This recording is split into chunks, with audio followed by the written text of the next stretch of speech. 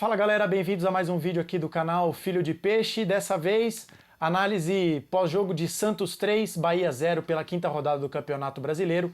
O jogo acabou de acabar na Vila Belmiro, vitória importante do Santos, que soma 3 pontos diante do seu torcedor, vai a 7, ultrapassa o Bahia na tabela de classificação. Bahia tinha 6, Santos tinha 4.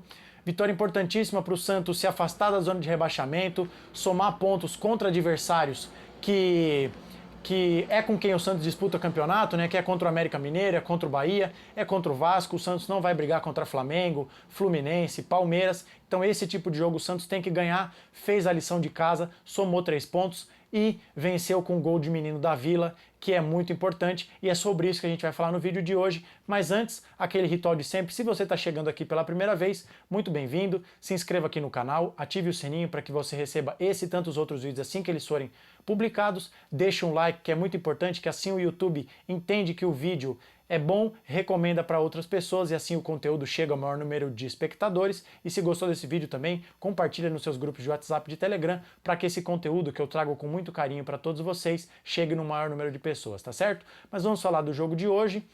A primeira coisa que eu queria falar antes do resumo da partida é a seguinte: desde que a revista Veja, na segunda-feira à noite, divulgou mensagens que teriam sido trocadas pelo Bauerman com um aliciador, um criminoso envolvido com manipulação de jogos, jornalistas que cobrem o dia a dia do Santos trouxeram reportagem sobre o clima na Vila Belmiro, o clima no CT. E as informações que nós tivemos acesso diziam que o clima ficou péssimo, que os jogadores ficaram abatidos, porque o Bauerman era um jogador de confiança, era um dos líderes do grupo, e que o caso dele, ele foi afastado, para quem não sabe, o Santos afastou ele preventivamente, deixou os jogadores muito tristes. E aí havia uma dúvida: como que o Santos ia encarar essa situação? Será que o time vai se deixar abater com esse tipo de denúncia, com o que aconteceu envolvendo o Bauerman? Como que o Santos ia se portar dentro de campo?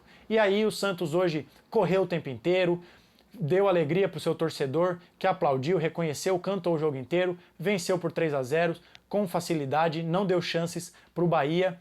E então isso mostra, né, importante essa demonstração de força do elenco para dizer que isso é página virada. O assunto do Bauerman, infelizmente, vira um caso de polícia, vira um caso de Estado, né? Vira um caso agora está entregue às autoridades públicas. O Santos tem que se concentrar em jogar bola para somar pontos e conseguir coisas boas ao longo da temporada.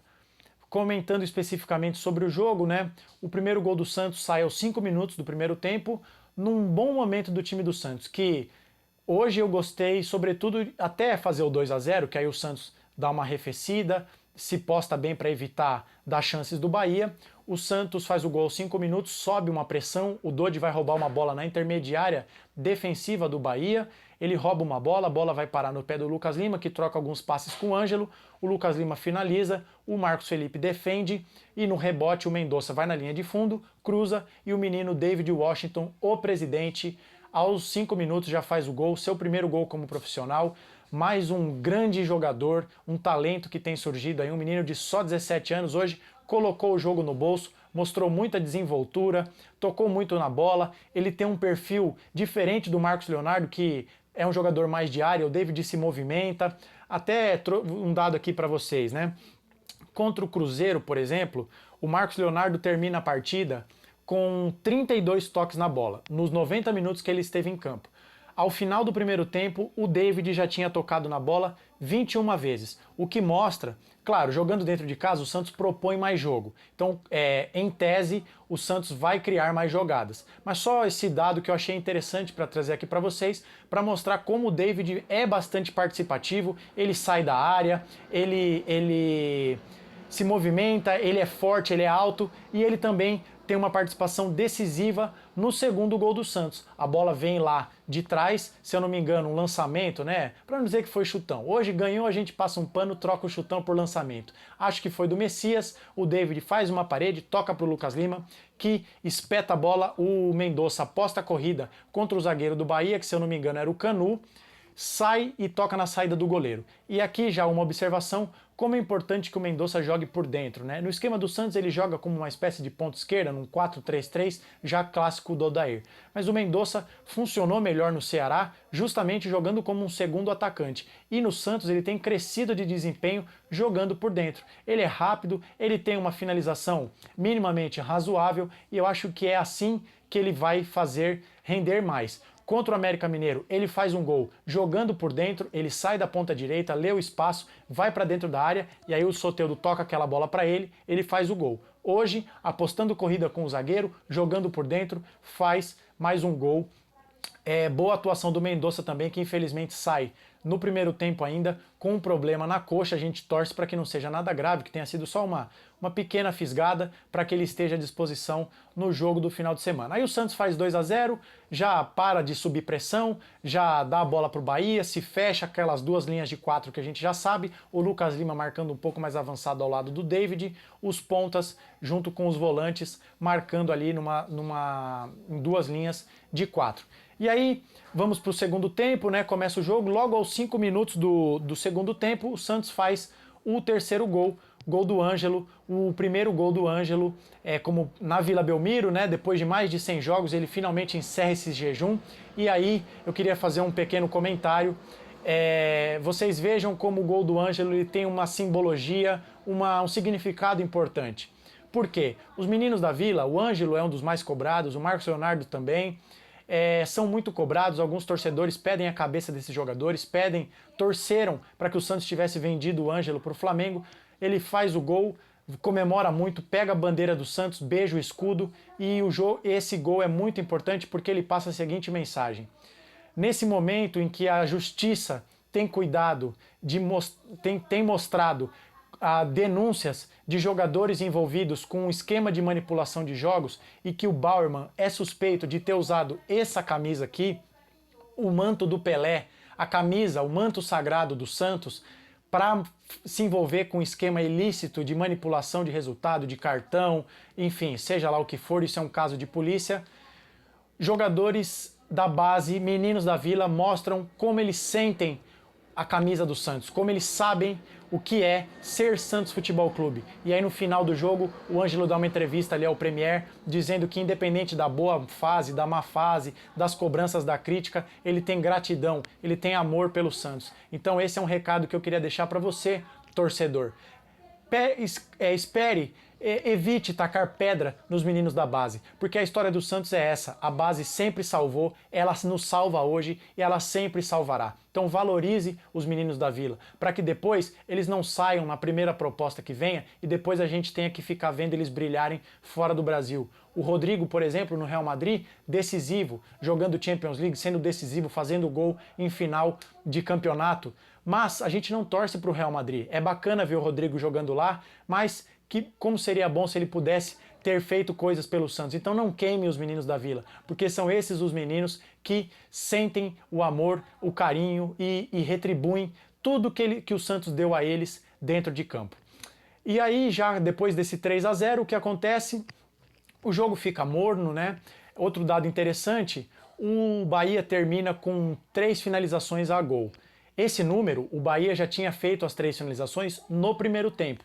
Então, no segundo tempo, ponto positivo para a defesa, o Santos não cedeu finalizações ao gol para o Bahia. O que mostra que a defesa, apesar do jogo ter virado ali, relaxa, é normal, 3-0, o Santos já não queria muita coisa com o jogo, o Bahia também já meio nas cordas, mostrou algumas fragilidades, o jogo cai no nível técnico, mas mesmo assim o Santos não se desconcentrou, porque é comum depois, já com o placar resolvido, o time relaxa um pouco, deixa espaços e às vezes o adversário acha um gol e pode crescer no jogo. O Santos se manteve bem postado e conseguiu evitar que o Bahia criasse chances de perigo. A única jogada que me chamou a atenção, que eu separei aqui para falar para vocês, aos 26 minutos do segundo tempo, o Joaquim erra uma saída de bola e entrega no pé do atacante Cauli, que veio do banco de reservas, ele erra uma saída de bola, o Cauli chuta para fora. Mas fora isso, não teve uma outra grande jogada de perigo do Bahia, o Santos controlou as ações do jogo